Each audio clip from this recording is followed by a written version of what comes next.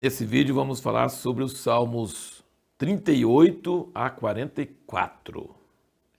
Salmos 38 e 39 são salmos bastante em tom menor. Davi está bem impressionado com o seu pecado, com seus inimigos. Por exemplo, no 38, versículo 1, ele diz: "Ó Senhor, não me repreendes na tua ira, nem me castigues no teu furor." E ele fala no versículo 4, "Pois já as minhas iniquidades submergem a minha cabeça." No capítulo 39 ele diz: "Guardarei os meus caminhos para não pecar com a minha língua, guardarei a minha boca como uma mordaça. Com o silêncio fiquei qual um mudo, calava-me mesmo acerca do bem." O versículo 18 do 38 ele fala: "Confesso a minha iniquidade, entristeço-me por causa do meu pecado." Aí você vem a pergunta, é o mesmo Davi, daquele Salmo 18? Ou do Salmo 26, de 1 a 6? Ele fala: "Eu estou justo, eu ando com justiça, eu cumpro a tua lei, o Senhor me recompensa para a minha justiça." Será que é o mesmo Davi? Parece contraditório, mas todos nós vamos admitir que nós também somos assim.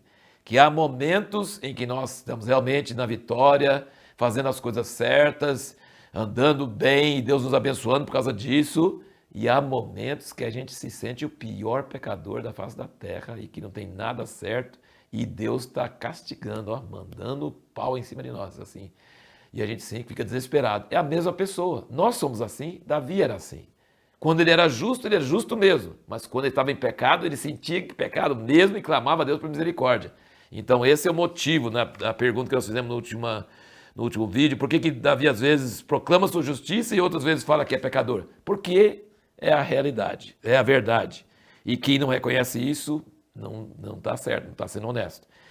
E confessar a Deus resolve, mas só confessar a Deus muitas vezes não resolve. E olha o que Davi está fazendo no Salmo. Ele está confessando seu pecado num Salmo que vai ser publicado no livro mais vendido do mundo, desde a época dele até hoje. Então ele está publicando o pecado dele para Deus e para nós.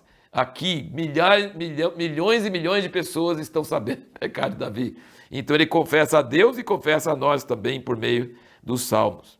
Outra coisa em muitos desses salmos, se você for ler, assim, você leu, né, você viu, o tanto que ele é eloquente para falar do desespero dele. É quase igual Jó. Ele fala que os amigos e parentes abandonaram ele, que os inimigos estão contra ele, que ele está com doença em toda parte do corpo dele, e ele acha que a morte está perto, que vai morrer e nada vai ter valido nada. É impressionante você ver o tanto que Davi fala sobre essas coisas, né? E depois fala de traição, ele ainda fala de traição, coisa terrível também. Uma coisa que eu queria comentar agora é sobre o tanto que Jesus e os apóstolos citavam os salmos. Eles citam muitos salmos. Você vai encontrar muito disso no Novo Testamento. Frases, versículos dos salmos. Os salmos estavam sempre na mente de Jesus e dos apóstolos. Muitas outras partes do Velho Testamento também, mas os salmos mais ainda.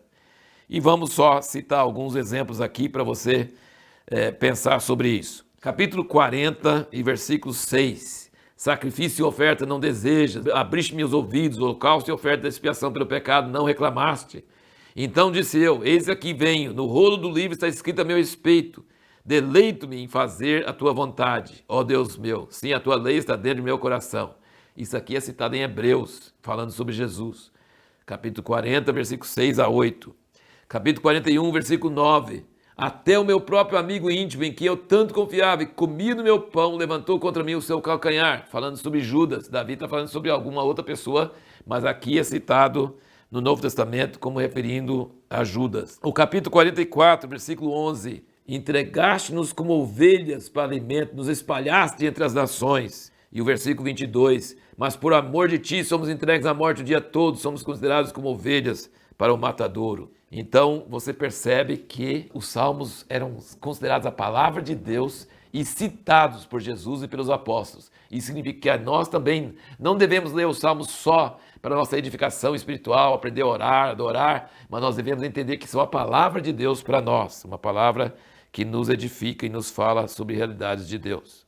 No capítulo 41, de versículo 1 a 3, ele fala sobre a generosidade, aquele que ajuda o pobre. O Senhor o guardará, o conservará em vida, será abençoado na terra. O Senhor o sustentará no leito da enfermidade e amaciarás a cama na sua doença. Promessa de Deus para quem é generoso para com os pobres. E continuando nossos comentários sobre o Resed, nessas leituras de hoje, o capítulo 40, versículo 10 e 11, menciona o Resed, o 10 e o 11.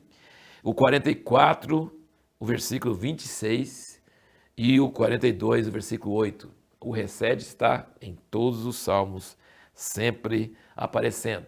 E aqui nessa leitura de hoje, a partir do 42, que vai então até o 49, vai ser na leitura do próximo vídeo também, não são salmos de Davi, são salmos dos filhos de Corá. Corá foi aquele cara que ofereceu incenso e foi queimado porque ele queria ser sacerdote no lugar dos sacerdotes e ficou querendo e foi lá com 250. Mas os filhos dele não morreram e os filhos dele se tornaram músicos e compositores de salmos, estão aqui nos salmos. E você vai notar que tem um estilo um pouco diferente do que Davi, mas veja bem duas coisas que você vai notar nos salmos dos filhos de Corá.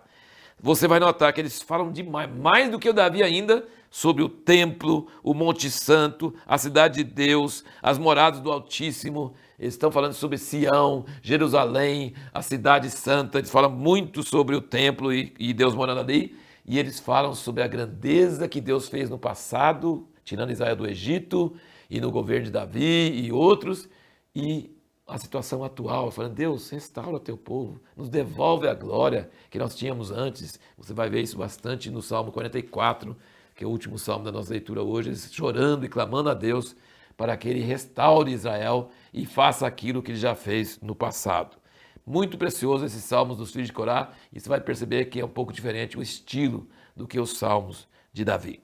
E a pergunta que nós vamos responder no próximo vídeo é: quais verdades poderosas do Novo Testamento podemos encontrar nos salmos? Não é todas as verdades que nós vamos falar, mas tem algumas verdades muito grandes que a gente pensa que só tem no Novo Testamento e tem nos salmos. E nós vamos ver na leitura do próximo vídeo.